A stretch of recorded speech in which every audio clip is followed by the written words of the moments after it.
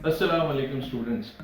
आज हम बात करेंगे ICAW पाथवेज से रिलेटेड एक छोटे से मिसकंसेप्शन के ऊपर। जितने भी लोग ICAW पाथवेज के लिए ACCA मेंबर बनने के बाद आते हैं, उनको एक मिसकंसेप्शन ये है कि वो ICAW पाथवेज के लिए उस वक्त एलिजिबल होते हैं जब उनको FCCA स्टेटस मिल जाता है ACCA के साथ, जबकि ये एक बहुत बड़ा मिसकंसेप्शन है।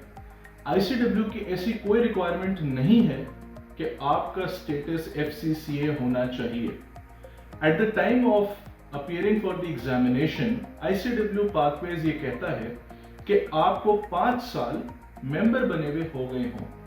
अब एक छोटी सी एग्जांपल से समझें। अगर कोई एक ACCA 2010 में मेंबर बन गया है और let's suppose for any reason उसने अपनी सब्सक्रिप्शन पे नहीं की या CPD रिक्वायरमेंट्स पूरी नहीं की, तो ACCA फॉरन एक्शन लेता है और आपकी मेंबरशिप को सस्पेंड कर देता है। लेट्स सपोज 2 साल के लिए आपकी मेंबरशिप सस्पेंड हो गई है।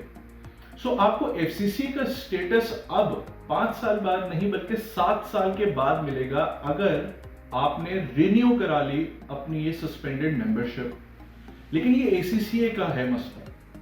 ICAW पाथवेज मेंबर बनने के 5 साल के बाद ये देखता है कि क्या ACCA के साथ जो आपकी सस्पेंडेड मेंबरशिप थी वो रिन्यू हो चुकी है at the time of appearing for the examination, and if that is being taken care of और ACCA ये चीज अपने लेटर ऑफ गुड स्टैंडिंग से आपको देने को तैयार है, वो आपको उसको फर्निश करने के लिए तैयार है, तो ICAW को कोई इस बात से प्रॉब्लम नहीं है कि आपकी जो प्रीवियस मेंबरशिप थी वो सस्पेंड हुई हो।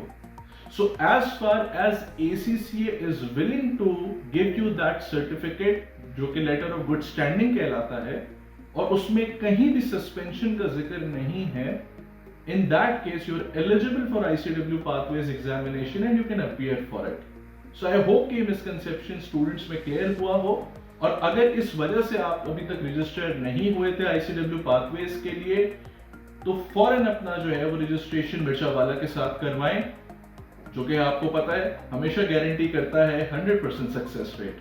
Thank you so much.